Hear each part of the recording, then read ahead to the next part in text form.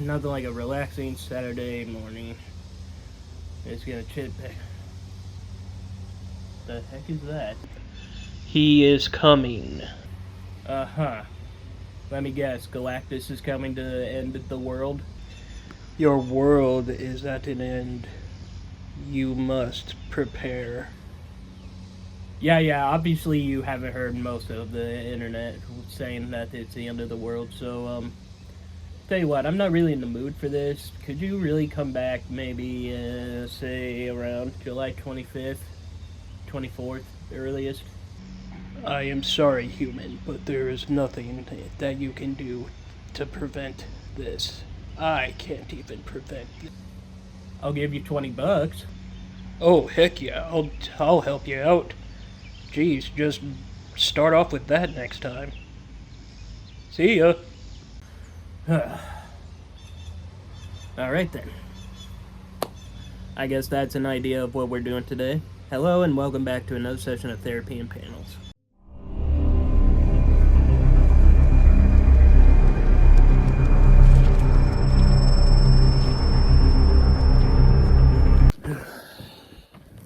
Get a little bit more of a comfortable position here.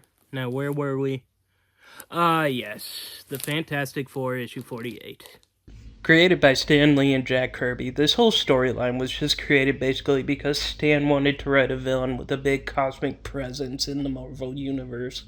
Not much else that I personally was able to find on the creation, so let's drop everything and read Fantastic Four number 48 and see just what the end of the world will look like for us. The cover is a classic and great one, with our hero staring up in fear at an unknown thing, giving you a feeling of curiosity to not only know what could be causing such fear, but for me, I don't know about anyone else, I also just wonder who this giant bald man in the toga here is. The first part of this story is just to can finish off what happened last issue, with the beginning of this starting off with Maximus here firing off the Atmo gun, a device that can send powerful shockwaves across the Great Refuge, and apparently, while having no effect on the Inhumans, it could be devastating to humans. The ground starts to tremble as everyone is tossed around like ragdolls in a bounce house, and Maximus begins to laugh uncontrollably, imagining the chaos, a fantasy that is quickly gone when the weapon fails to eradicate the humans. So basically, it was the equivalent of yelling "fire" in an empty room. Inhumans Gorgon and Karnak try to rush Maximus, but he evades them to reach the gun and reverse its polarity to create a field of negative energy enclosing the Great Refuge. Reed realizes that there is nothing they can do to stop it and calls for everyone to run. Johnny refuses to leave Crystal, and Crystal wants to stay with him as well, but her family literally pulls her away. The otherworldly equivalent of saying, "We don't like your boyfriend." Ben, having no other choice, decides to grab Johnny and they all escape the refuge just as it closes. Johnny is devastated, believing he will never see Crystal again as they all head to the jet and return home.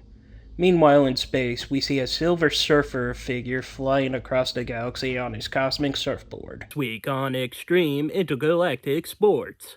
The surfer flies through the Andromeda galaxy, gaining the attention of the Skrulls, who panic and try to hide their planet from his sight.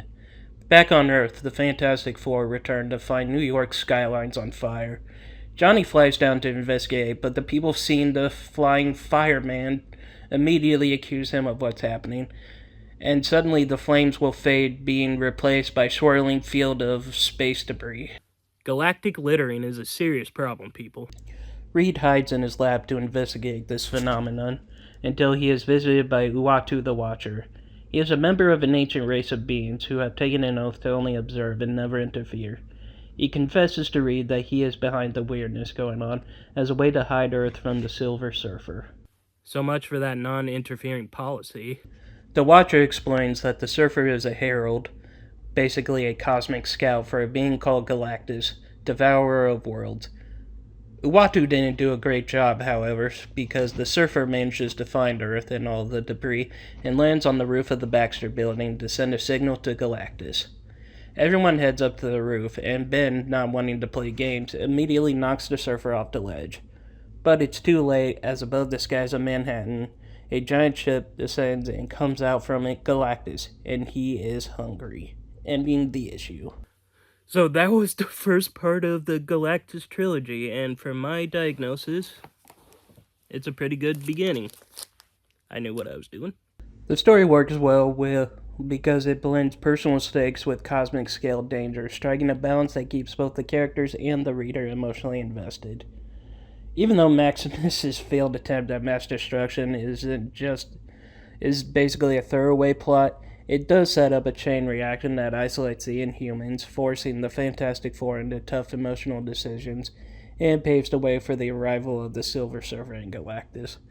The shift from internal conflict to intergalactic threat feels natural, not forced, and it gives the narrative of a strong escalation of tension. And with that is the end of today's session. I'd like to thank you all for attending. If you liked the video, please be sure to leave a like, comment, and subscribe. And until next time, I am the Super Guru, signing off. And I wonder if that guy accepts Venmo.